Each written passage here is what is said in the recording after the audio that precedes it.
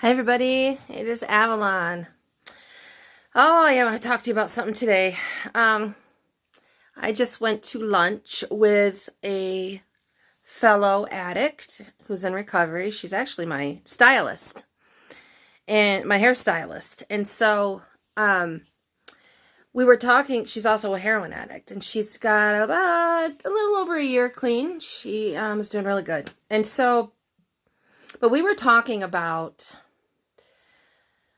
what we did when we were using and how it was. And the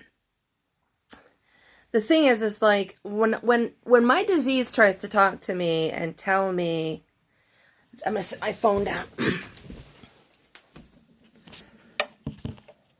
When my disease tries to talk to me and tell me that, oh, do you remember how good it felt? Do you remember the feeling? And it really wasn't that bad.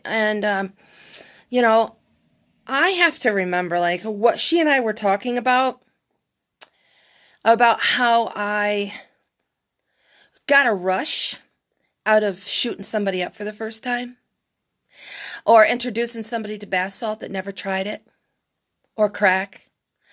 I got something for you to try. How I knowingly shot someone up with a needle that of my own, a used one that I knew that I had Hep C, and I still used it on this girl. I taught this girl how to shoot up.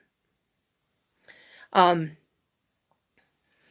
things that I stole, robbed, the lack of empathy or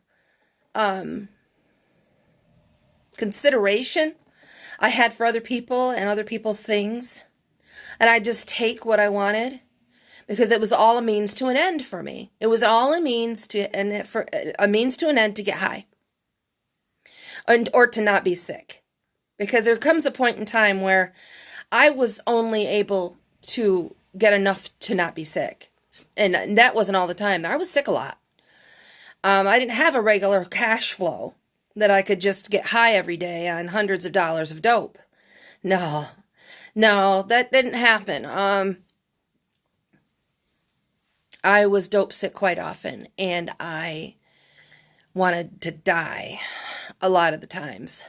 And and then started selling my ass, but in a small town, how often can you do that? And you're not going to get $300. I think the most I ever got was $150, and it all went to the crack dealer. It was a crack dealer I did it with, and I got my payment in crack. Yeah. So when my disease tries to tell me, oh, it wasn't that bad. What about the time that I didn't have any clean water, so I used toilet water? Even if it's out of the back of the tank, it's still pretty fucking nasty. But I was too stupid to realize that I could take it out of the back of the tank. So, yeah, I mean,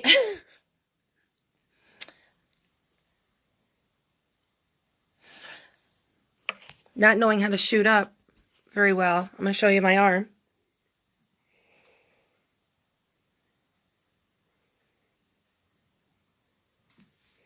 Not knowing how to shoot up very well, and creating that scar because I couldn't hit myself, and I would sit in the bathroom forever crying, blood running, and I couldn't hit. My veins are awful. My veins are just so tiny, and I'm just not, I was not cut out to be an IV drug user, but I sure did give it a good go.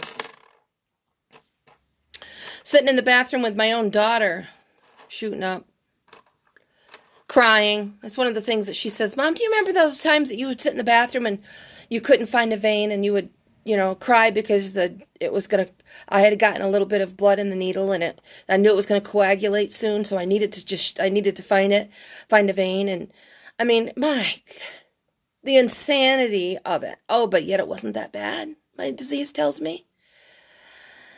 It's a lie. It is a huge lie. It was that bad. And I didn't care about others' lives. I didn't care about who I stole from, who I lied to, what I lied about, it didn't matter. I would go into these people's houses. I mean, I didn't go to a lot of people's houses because I preferred to use by myself at my house. But when I was in my bath salt days or my meth days, I remember going into this couple's house. It was an older man, male and female, and they were married, and they had three teenage kids that sat out in the living room, and all of us people would just walk into the parents' bedroom, and we'd be in there smoking meth, smoking bath salt, and the kids sat out there like, oh, what, they didn't know what we were doing. They didn't know that their parents had a constant flow of people going in and out of their room. They didn't know that drugs were going on. Come on. And I remember noticing that kind of thing. I did notice and felt kind of bad for those kids, but not bad enough to change my behavior, not bad enough to not go there and put those poor kids through that. I mean, it was all about me. There was a means to an end. And, if there's collateral damage and there's children involved, that sucks, but, I got to do my thing. How sick is that?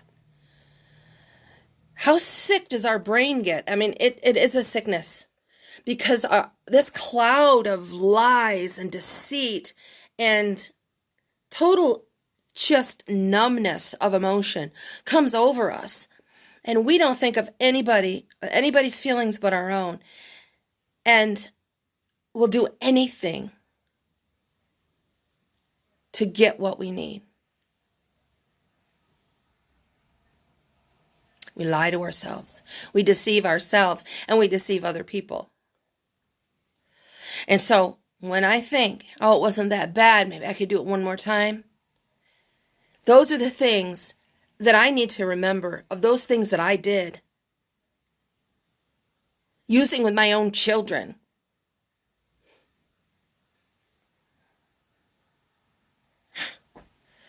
Anyway,